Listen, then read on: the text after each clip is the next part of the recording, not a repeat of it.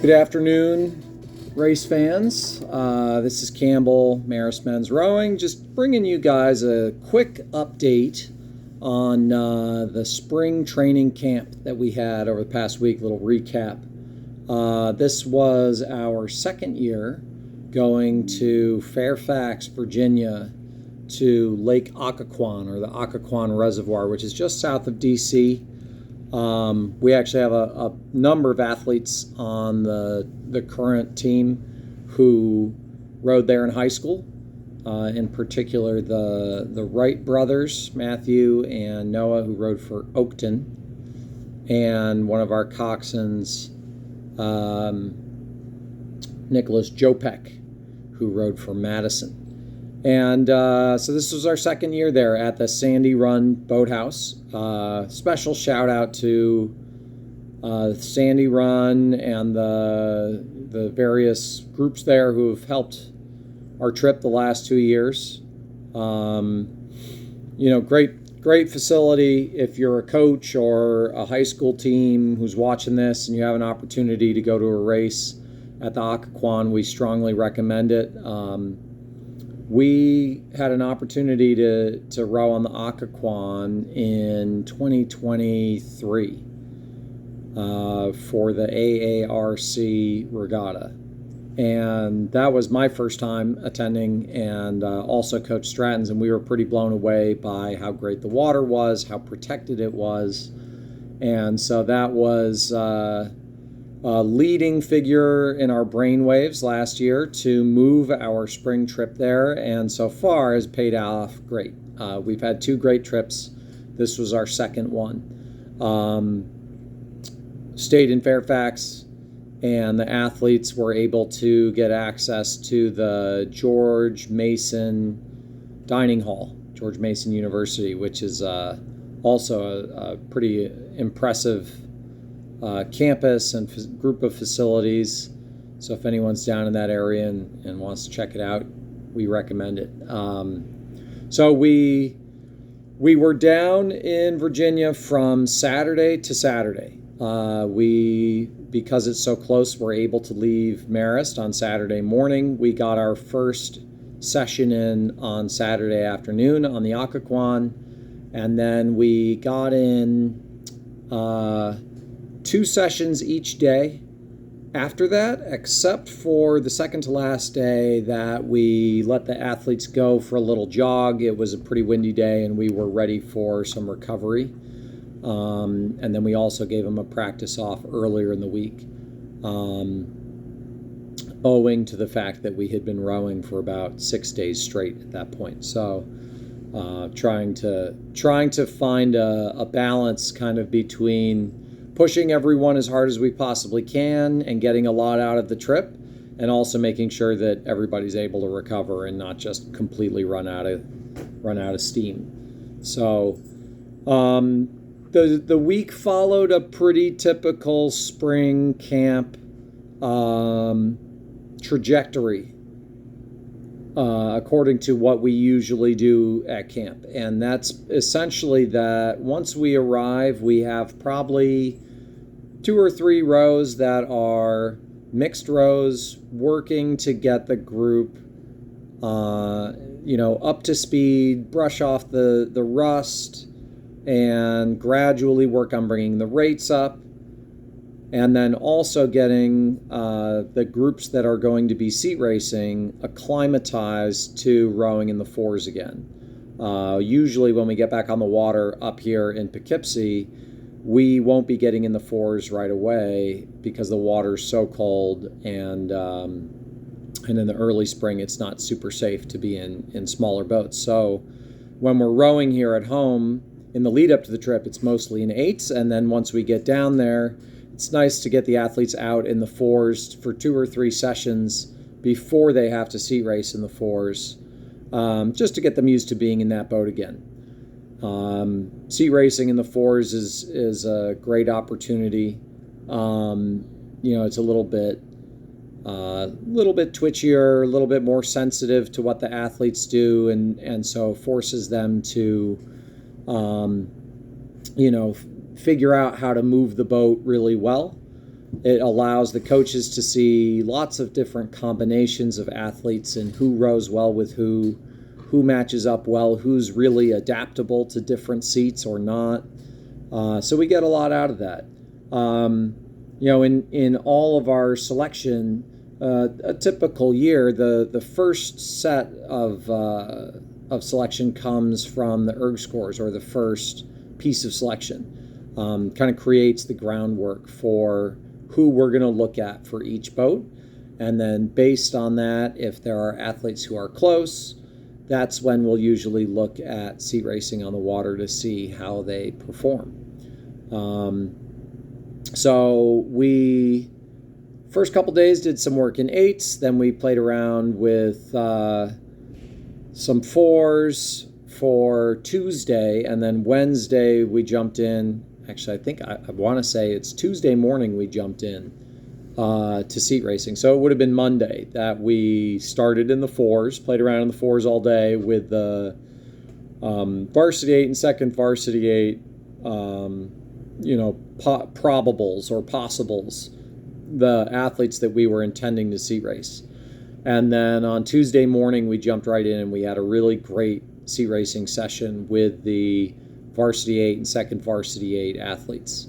So that was great. And we came out of that morning, combined with the information that we had from the erg from before, and also, Coach Stratton and I's impressions of the athletes from the workload that they've put in so far this year. We were able to put together what we thought would be a good varsity lineup and a good second varsity lineup. And we got out for our first look in the 8s that afternoon, on Tuesday afternoon. And simultaneously, the next set of athletes from the 3V, 4V possibles started working in the 4s. So the seat racing kind of trickled down to each group as the week went on. And our lineups worked out great. We had some really good rows in both boats right away, and then the following day, after 3V, 4V guys got a chance to race, we put together the 3V, and they started getting some rows in together as well. And we ended up we had 2 really great workouts in the 8s at full speed, kind of gradually bringing the rates up. Once we set the lineups, the goal is to kind of bring the 8s gradually up to racing speed as quickly as we can and get them acclimatized to what that's going to look like. Start putting together gearing, what are the rates that we're going to look at as our base rates and how do we get there, and then also start practicing kind of the set piece parts of the race, the start, the early high strokes, and then the finish and the sprint of the race piece. Right away, I think we could tell that the varsity is going to have a really, really good base speed. There's a lot of big, strong athletes in that boat, and I think that the strength in that boat this season is mostly going to come in the middle of the race. We're going to continue to work, obviously, on improving the front end and the back end of the race and getting better and tighter and cleaner with the start and the sprint. And those will be kind of set pieces. But the body of the piece, you could tell right away there was a lot of power and a lot of promise in the boat at that kind of base level, lots of wattage and power, staying really long. So that was exciting to see. The 2V, in typical 2V fashion, periodically would have big flashes of aggression, and then the rest of the time was keeping up and doing a great job.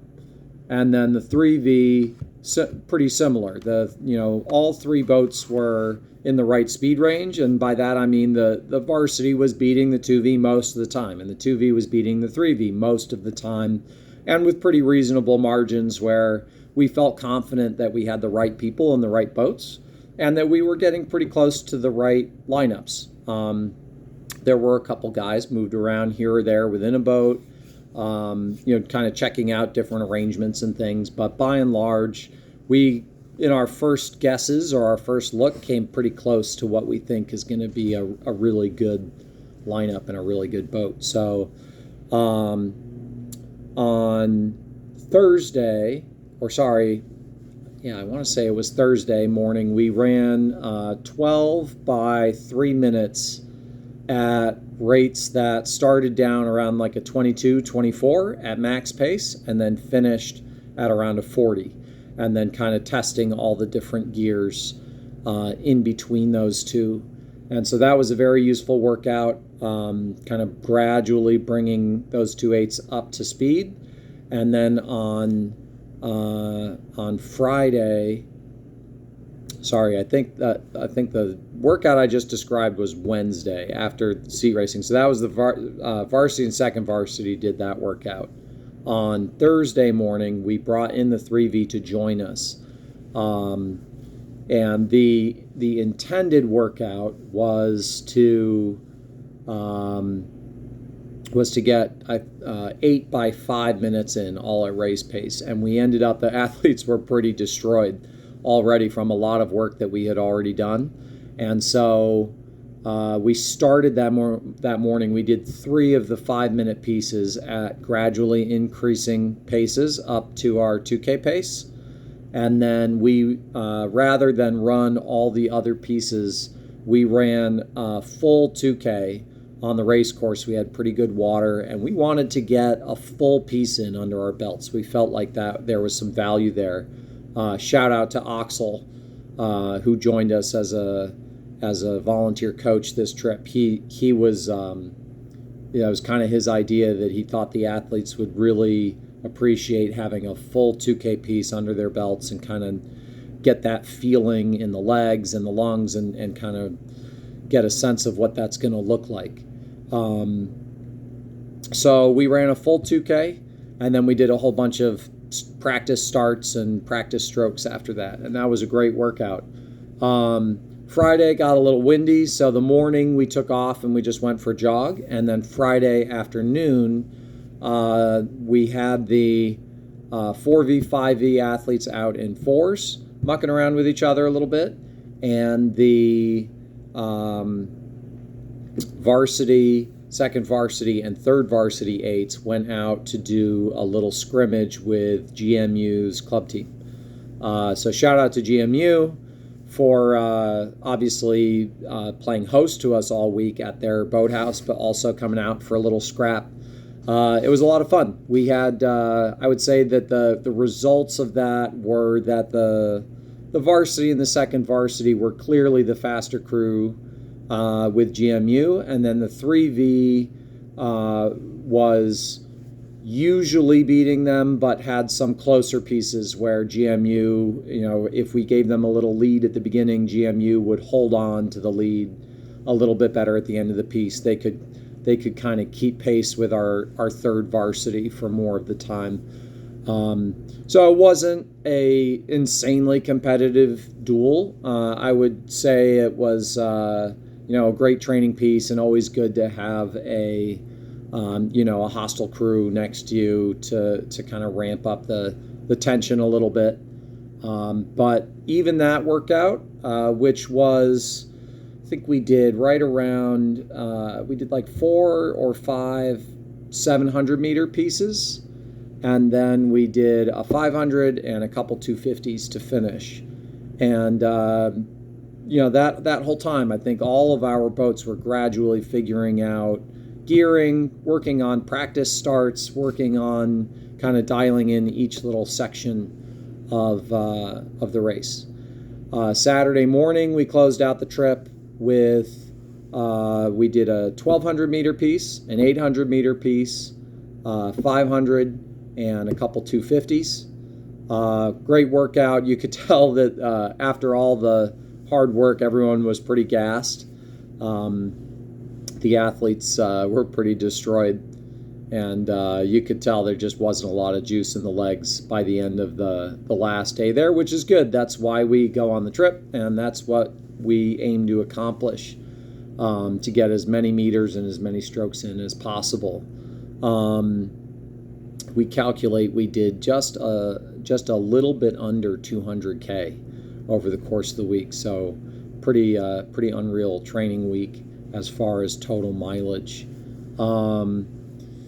And yeah, the athletes, similar margins throughout the last day.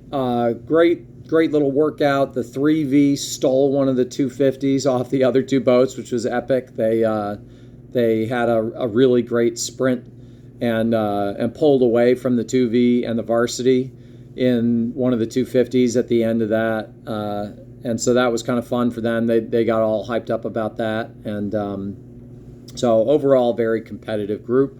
We got to throw in Liam Clem and Thomas Graves, our two seniors who are in the varsity and the second varsity eights. Chucked them in the lake. That was their last camp, so congrats to those guys. And we'll be headed off to our first, to finish up the trip. We packed up. Thanks to everybody at Virginia. Stopped at Mission Barbecue in Maryland on our way home, and we got home around 7 o'clock. Our excitement for the trip, because of course no good trip can go unpunished, was that on our way home, Coach Stratton and I started noticing a ton of black smoke pouring out of our tailpipe on the truck, and we ended up